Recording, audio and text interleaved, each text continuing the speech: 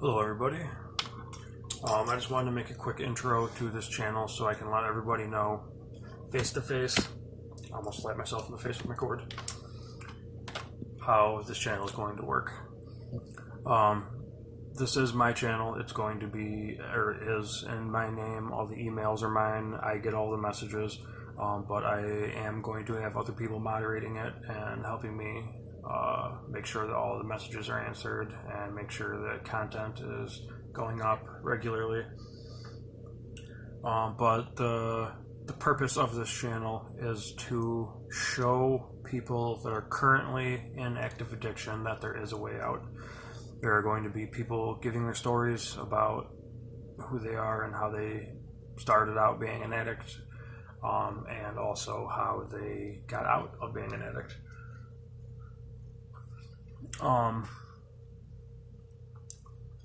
When I wanted to get clean, because I was an addict for a long time, a lot of you people know that. When I decided that I wanted to get clean, I had no idea how to get clean. I tried checking myself into hospitals. I tried doing literally everything that I thought of, and I'm a pretty intelligent person. Like, obviously I knew that there was rehabs and stuff. I just didn't know how to do it. I tried Googling rehabs, and they all told me that you need to have insurance, and you need to do this, and you need to do that, and that's not the way it works when you want to get clean. When you want to get clean, you want to get clean now. I need help now. And sadly, there's really no help out there. You know, like if an addict right now says, I want to be clean, they will likely not get helped right then and there when they want to get clean. I spent a lot of time sleeping under bridges, sleeping in abandoned houses, sleeping in car garages, sleeping in my truck or my car when I was lucky enough to have a truck or a car that didn't get taken from me yet because I keep driving without a license. I spent a lot of very cold, very miserable, agonizing nights just praying and hoping that something would happen for me to get clean. And this isn't going to be the video where I give my story, but the way that I finally did get clean, I made the decision that I could not continue to live the way that I was living. It was either get clean or die. And I didn't know how to get clean. So my only option in my head was I wanted to die. I couldn't handle being an addict anymore. I absolutely despised it with every fiber of my being. I hated the fact that I was addicted to anything. But what I hated more than that was being dope sick. There's really not much that can possibly happen to you that would be worse than being dope sick. It feels like you're being boiled alive in a pressure cooker.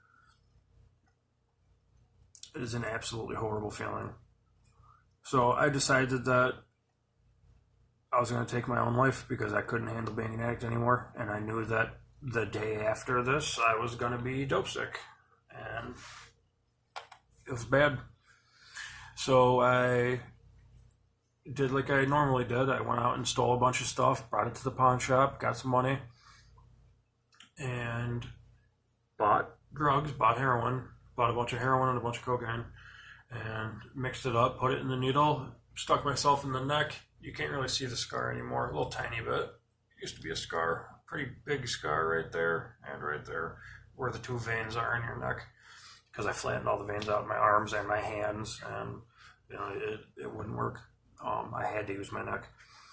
So I put the needle in, and I remember thinking, like, do I really want to do this? Like, once I push this plunger down, that's it. Like, my life is over. And then, right as I started to think that, the second thought popped into my head was, you need to hurry up and do it. Because if you keep talking, you're going to talk yourself out of it. So, before I even gave myself the chance to talk myself out of it, I just pushed it down. And I remember the initial wave that came over me, and then just blackness. And then I woke up halfway down this little, it's basically a cliff. It's so steep. But woke up, I fell off the little ledge that I was sitting on because I was outside when I did it. Rolled down this hill for quite a bit. And luckily I didn't fall all the way down into the river. And then I woke up, I was freezing, my body ached, and it was excruciating. Like when you die, when your heart stops, your muscles start to like tense up and like they get really tight. And then when you come back, whether it's through Narcan or just, God not letting you die, it hurts. Like it hurts to just move. So on top of everything else that I was dealing with, I was in the exact same boat that I just was, however long ago that was that I shot that stuff up. Now I had to climb back up this cliff and walk all the way to my dad's house because that was the only place that I had to go. And even there, I was in and out. He'd kick me out half the time, or I would just leave half the time, or because we got into a fight. I didn't want to listen to his mouth. So halfway down this walk, it's cold, it's snowy, it's shitty. I'm wet, my shoes are wet, my feet are freezing. I called 911. I was like, listen, if you guys don't come pick me up right now and bring me to the hospital, I'm going to kill myself. So an ambulance did show up. They put me in the back of the ambulance. They brought me to the hospital. They kept me overnight. And very early the next morning, they gave me an appointment with Evelyn Brandon. And Evelyn Brandon is a outpatient facility in Rochester, but they do some other stuff too. And the appointment was at like 9 a.m. or something like that, but when they released me out of the hospital, it was like 6 a.m. or it was really early. So I walked from the hospital to Evelyn Brandon, and I planned on just sitting there. I planned on checking in and just sitting there for a couple hours, maybe falling asleep for a little bit if I could. But they ended up actually seeing me right away. So Evelyn Brandon gave me an appointment with Detox, with SBH, Syracuse Behavioral Health. Now it's called something else. It's called like Infinity or like some weird stuff like that.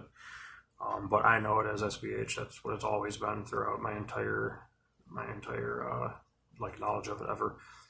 So, and the appointment was I think it was like a week later maybe. So which sucked, but a week was better than not getting clean at all. So I did go to Detox, and that started my process of getting clean. There was a lot of relapses. There was a lot of not taking it serious. There was a lot of I'd be clean for 30 days and I'd be feeling good, and I would just be like, well, I can get high one more time. I might as well. So I would, and then that one more time would turn back into me being strung out again, and right back in the same situation that I was.